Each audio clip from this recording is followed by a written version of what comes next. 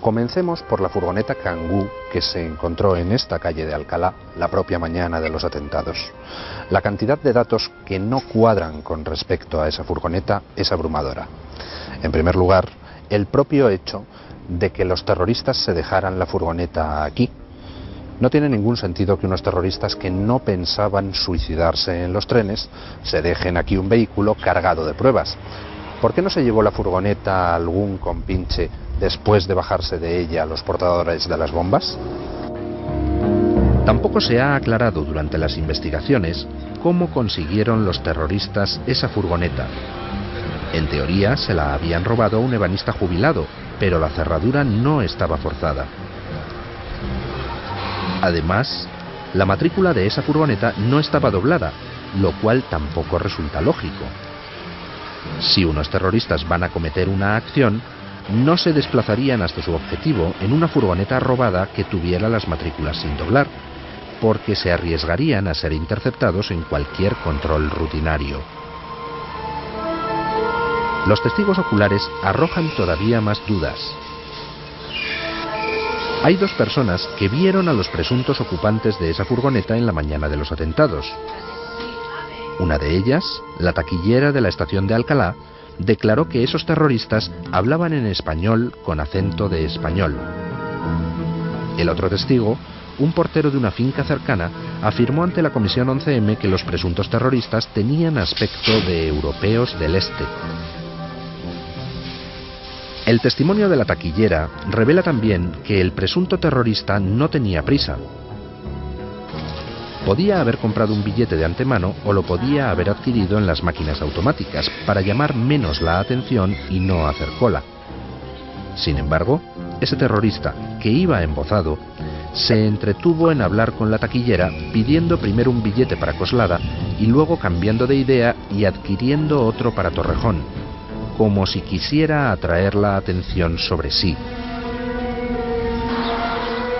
También están bajo sospecha las propias pruebas supuestamente encontradas dentro de la furgoneta. En la furgoneta no había huellas dactilares ni rastros de ADN de ninguno de los 116 detenidos durante la instrucción del sumario, ni tampoco de ninguno de los presuntos suicidas de Leganés. Es como si los terroristas hubieran usado guantes para conducir la furgoneta. Pero si eran tan cuidadosos como para usar guantes con el fin de no dejar huellas, no se explica que luego se dejaran prendas de ropa en la parte trasera de la furgoneta, que tan fácilmente permitieron identificar su ADN. De hecho, tanto los policías que estaban en Alcalá aquella mañana como el operario de la grúa que remolcó la furgoneta hasta una comisaría coinciden en señalar que en la parte trasera de aquella furgoneta no había en realidad ninguna prenda de ropa aquella mañana. Las prendas de ropa aparecieron luego en el complejo policial de Canillas. Lo mismo sucede con el resto de gomado seco que apareció, según los informes policiales, dentro de la furgoneta. Aquella furgoneta fue revisada externamente por dos perros.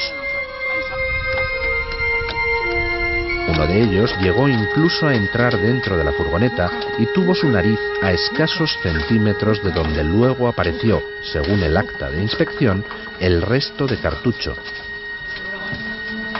Pero ninguno de los perros olió ningún explosivo. Para explicar que no olieran el explosivo en Alcalá, se especuló en la Comisión 11M con que esos perros podían estar cansados de efectuar intervenciones aquella mañana. Pero lo cierto es que esos perros solo habían hecho 2 servicios antes de ir a Alcalá y no habían estado en ningún momento en ninguno de los escenarios de explosión. Así que la explicación de que tenían la nariz saturada no se sostiene. ¿De dónde salen todas esas pruebas que aparecieron en la furgoneta? Cuando la furgoneta fue llevada al complejo policial de Canillas, aparecieron prendas de ropa, un resto de explosivo y 7 detonadores. Dejando aparte que esas prendas de ropa no fueron vistas por nadie esa mañana en Alcalá y que el resto de explosivo no fue olido por los perros, tampoco la presencia de detonadores tiene ningún sentido. Si las bombas ya estaban montadas, los terroristas no tenían ninguna necesidad de introducir en la furgoneta 7 detonadores sueltos. El tratamiento dado a las pruebas supuestamente encontradas en la furgoneta arroja también nuevas sombras. Según los informes policiales, en esa furgoneta apareció, al registrarla en comisaría, una cinta coránica junto con las otras pruebas. De hecho, esa cinta fue muy importante a la hora de convencer a la opinión pública de la autoría islámica. Sin embargo, no parece que la propia policía diera a esa cinta una gran importancia, porque cuando devolvieron la furgoneta a su dueño, se la devolvieron con cinta coránica incluida, en lugar de conservar la cinta como prueba. Por lo que respecta al explosivo, en la furgoneta de Alcalá apareció un resto de gómado seco que se envió a analizar a la policía científica, junto con una muestra patrón extraída de un cartucho de gómado seco. Y el resultado de ese análisis arrojó un resultado curioso. El resto encontrado en la furgoneta Kangoo era en efecto gómado seco, pero estaba contaminado con metenamina, un componente que se usa, entre otras cosas, para preparar explosivos militares, como por ejemplo el RDX.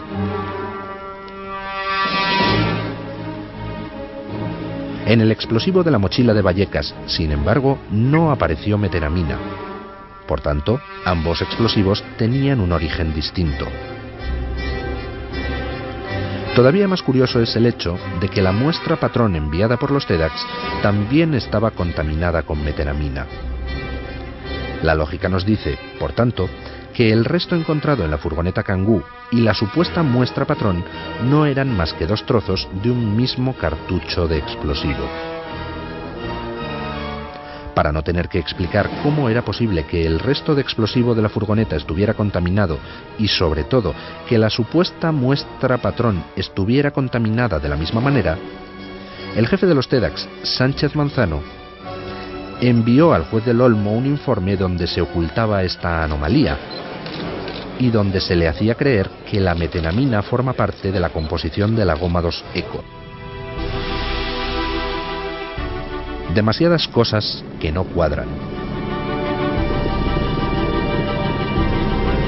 Volvemos a la comparecencia del portero de Alcalá ante la comisión de investigación.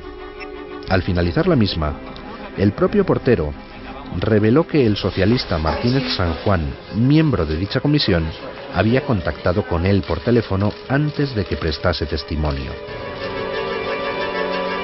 Ante la misma comisión, fue citado el policía que guiaba al perro que no entró en la furgoneta. Parece lógico que hubiese comparecido también el otro agente, el que acompañó al perro que sí estuvo dentro de la Kangoo y pudo ver en persona el interior de la furgoneta, pero no fue citado. Como si no existiera el menor interés en que nadie pudiera comentar públicamente lo que esa furgoneta contenía. Porque lo cierto es que, según todas las evidencias, esa furgoneta no contenía aquella mañana ninguna de las pruebas fundamentales que luego, a mediodía, aparecerían después de llevar la furgoneta a dependencias policiales.